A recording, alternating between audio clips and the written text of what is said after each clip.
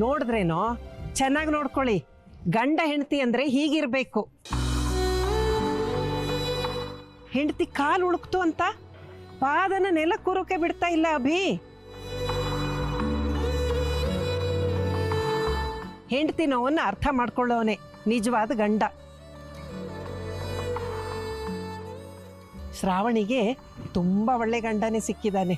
ಅವರಿಬ್ಬರನ್ನ ಆ ದೇವರು ಸ್ವರ್ಗದಲ್ಲೇ ಗಂಟು ಹಾಕಿ ಕಳಿಸಿದಾನೆ ಅನಿಸ್ತಾ ಇದೆ. ಹೌದು ಅಜ್ಜಿ, ನೀವು ಹೇಳಿದ 100% ಕರೆಕ್ಟ್ ಆಗಿದೆ. ಅವರಿಬ್ರನ್ನ ವಿಧಿನೇ ಒಂದು ಮಾಡಿದೆ. ಒಬ್ರಿಗೆ ನೋವಾದ್ರೆ ಇನ್ನೊಬ್ರು ನೋವು ಮಾಡ್ಕೊಳ್ತಾರೆ. ಎಷ್ಟೇ ಸಣ್ಣ ಪುಟ್ಟ ಮನಸ್ತಾಪ ಜಗಳ ಆದ್ರೂ ಒಂದೇ ದಿನದಲ್ಲಿ ಒಂದಾಗ್ಬಿಡ್ತಾರೆ. ಎಲ್ಲೋ ಹುಟ್ಟಿ ಬಂದು ಒಂದು ಹೆಣ್ಣು ತನ್ನ ತಂದೆ ತಾಯಿ ಬಂಧು ಬಳಗ ಇವ್ರನ್ನೆಲ್ಲ ಬಿಟ್ಟು ಗುರ್ತು ಪರಿಚಯ ಇಲ್ಲದೆ ಇರೋ ಇನ್ನೊಂದು ಮನೆಗೆ ಬರ್ತಾಳೆ ಅಂದರೆ ಅವಳ ಗುಣ ಸ್ವಭಾವನ ಅರ್ಥ ಮಾಡ್ಕೊಳ್ಳುವಾಗ ಸ್ವಲ್ಪ ಹೆಚ್ಚು ಕಡಿಮೆ ಆಗತ್ತೆ. ಗಂಡಾಗ್ಲಿ ಹೆಣ್ಣಾಗ್ಲಿ ಇಬ್ರು ಅನುಸರಿಸ್ಕೊಂಡು ಹೋಗ್ಬೇಕು. ಅದಕ್ಕೆ ತಾನೇ ಸಂಸಾರ ಅಂತ ಕರೆಯೋದು. ಸಣ್ಣ ಪುಟ್ಟ ಮನಸ್ತಾಪಗಳು ಬರಲಿಲ್ಲ ಅಂದ್ರೆ ಅದು ಸಂಸಾರ ಅಂತ ಅನ್ಸ್ಕೊಳ್ಳೋದೇ ಇಲ್ಲ. ಅನುಭವದ ಮಾತಜ್ಜಿ, ಇದನ್ನ ಎಲ್ಲರೂ ಅರ್ಥ ಮಾಡ್ಕೊಬಿಟ್ರೆ ಎಲ್ಲರೂ ಎಷ್ಟು ಖುಷಿ ಖುಷಿಯಾಗಿರ್ಬೋದು ಗೊತ್ತಾ. ನನಗಂತೂ ಈ ಅಭಿಶ್ರಾವಣಿ ನೋಡಿ ತುಂಬಾನೇ ಖುಷಿ ಆಯ್ತಪ್ಪ. ಆ ದೇವ್ರು ಯಾವಾಗ್ಲೂ ಅವ್ರನ್ನ ಚೆನ್ನಾಗೇ ಇಟ್ಟಿರ್ಲಿ. ಹೌದಜ್ಜಿ, ನಮ್ಮ ಅಣ್ಣನ ತರ ಎಲ್ಲರೂ ಇರ್ಬೇಕಲ್ವಾ. ಇಲ್ಲ ಅಂದ್ರೆ ನೋಡಿ ಕಲಿಬೇಕಪ್ಪ. ಎಲ್ಲನೂ ಹೆತ್ತವ್ರು ಹೇಳ್ಕೊಡೋಕ್ಕಾಗೋಲ್ಲ. ಯಾವುದನ್ನ ಮನೆ ಹೇಳ್ಕೊಡೋದಿಲ್ವೋ, ಯಾವುದನ್ನ ಗುರುಗಳು ಹೇಳ್ಕೊಡೋದಿಲ್ವೋ ಅದನ್ನ ಬೇರೆಯವರಿಂದ ಕಲಿಬೇಕು. ಇಲ್ಲ ಅಂದ್ರೆ ಅವ್ರು ಬರೀ ಪೆದ್ರಂತಾನೆ ಅರ್ಥ, ಬರೀ ದಂಡಪಿಂಡಗಳು. ಅವ್ರಿಗೆ ಜೀವನದ ಅರ್ಥನೇ ಗೊತ್ತಿಲ್ಲ ಅಂತ ಅರ್ಥ. ಕರೆಕ್ಟಾಗಿ ಹೇಳಿದ್ರಿ ಅಜ್ಜಿ. ಅದನ್ನ ಇನ್ನೂ 10 ಸಲ ಹೇಳಿ. ಕೆಲವು ದಟ್ಟಲೆಗಳಿಗೆ ಅಷ್ಟು ಸುಲಭವಾಗಿ ಹೋಗಲ್ಲ.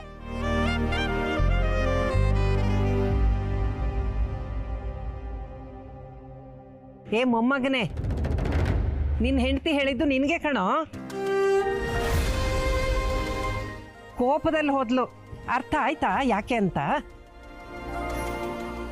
ಹೆಂಡತಿ ಕೋಪದಲ್ಲಿ ಹೋದ್ರೆ ಹೋಗಿ ಚಿನ್ನ ರನ್ನ ಅಂತ ಸಮಾಧಾನ ಮಾಡಿ ಮುದ್ದಾಡ್ಬೇಕು ಕಣೋ. ಹೋಗು, ಅವಳು ಮುಖದ ಮೇಲೆ ಸ್ವಲ್ಪ ನಗು ತರ್ಸೋಗು.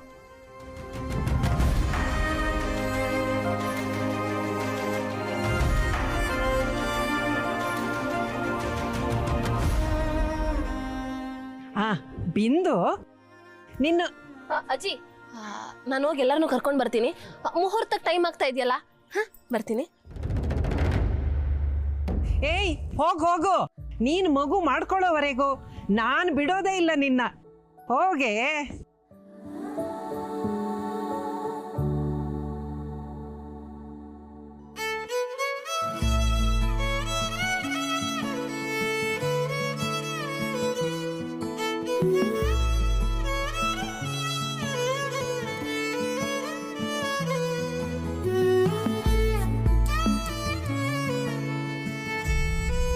ಆದ್ಯ,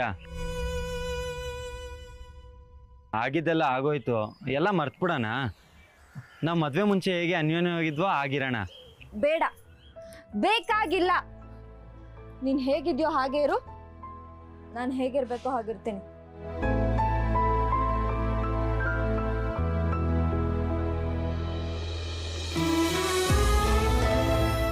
ಆದ್ಯ, ಸಾರಿ ಕೇಳ್ಬಿಟ್ರೆ ಎಲ್ಲ ಮುಗ್ದೋಗ್ಬಿಡುತ್ತಾ? ಎಲ್ರೂ ಮುಂದೆ ಅವಮಾನ ಮಾಡದಂತೆ ಈ ತರ ಪ್ರೈವೇಟ್ ಆಗಿ ಬಂದು ಸಾರಿ ಕೇಳೋದಂತೆ. ಇಷ್ಟೇ ನಿಮ್ಗಳ ಬುದ್ಧಿ.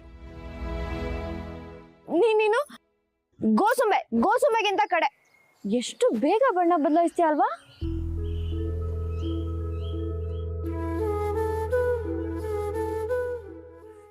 ನೋಡು ಆದ್ಯ, ನೀನು ನನ್ನನ್ನು ಬೇಕಾದ್ರೆ ಹುಲಿ ಸಿಂಹ ಇದಕ್ಕೆಲ್ಲ ಹೋಲ್ಸು, ಬೇಜಾರಾಗಲ್ಲ. ಆದ್ರೆ ಗೋಸುಂಬೆಗೆಲ್ಲ ಹೋಲ್ಸಕ್ ಹೋಗ್ಬೇಡ, ಅದೊಂದು ಚೂರು ಜಾಸ್ತಿ ಆಯ್ತು ಅಂತ ಅನ್ಸುತ್ತೆ. ಇಲ್ಲ ಅಂದ್ರೆ ಡೈನೋಸರ್ ಅಂತ ಕರಿ, I am okay with it.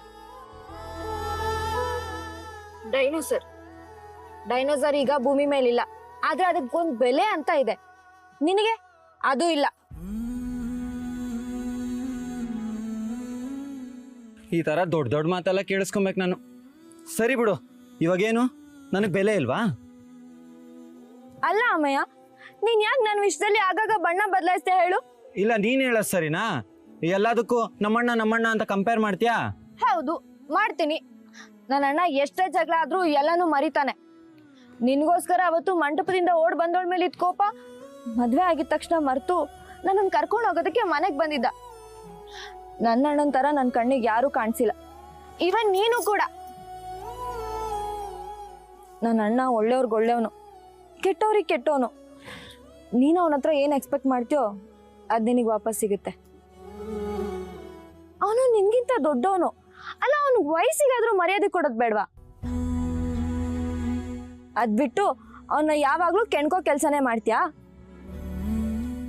ಅವನ್ ಮುಂದೆ ಒಳ್ಳೆಯವನಾಗಿ ನೋಡು, ಅವನ್ ಬೇಕಿದ್ರೆ ಪ್ರಾಣ ಕೊಡ್ತಾನೆ.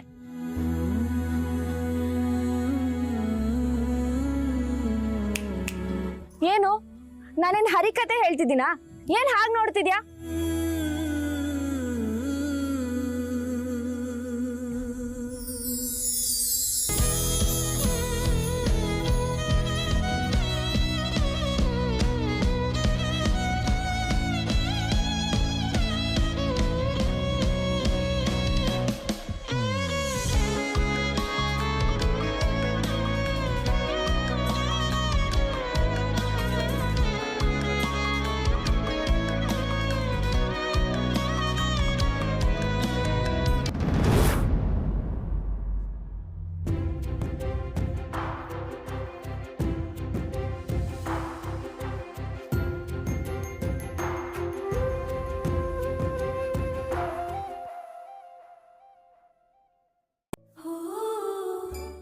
ಒಂದು ಸೆಕೆಂಡ್, ಸಾರಿ ಆದ್ಯ.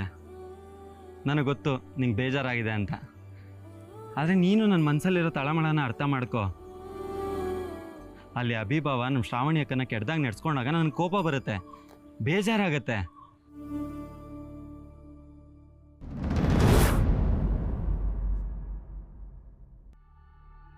ನಮ್ಮ ಅಕ್ಕ ನೊಂದ್ಕೊತಾಳೆ ಅಂತ ನಿನಗೆ ನೋವು ಕೊಡೋ ಇಂಟೆನ್ಷನ್ ನನಗಿಲ್ಲ. ಆದರೆ ನಾನು ನಿನಗೆ ಬೇಜಾರು ಮಾಡಿದ್ದೀನಿ. ನೀನು ಮಾಡಿರೋ ಒಂದು ಸಣ್ಣ ತಪ್ಪು ನಮ್ಮ ಅಕ್ಕನ ಜೀವನನ ಹಾಳು ಮಾಡ್ಬಿಡುತ್ತೆ ಅನ್ನೋ ಭಯ ಕಾಡುತ್ತೆ.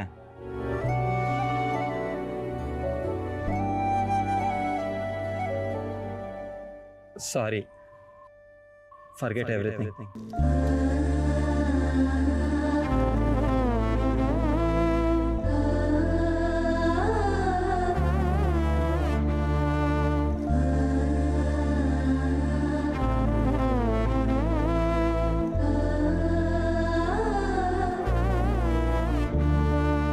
ಬಿಂದು ಹೇಳಿದ ಸತ್ಯ ಆಯ್ತು.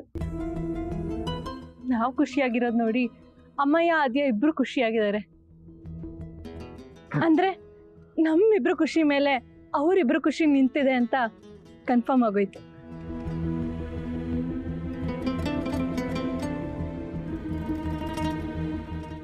ಏನ್ ಯೋಚನೆ ಮಾಡ್ತಿದ್ಯಾ ಅಭಿ?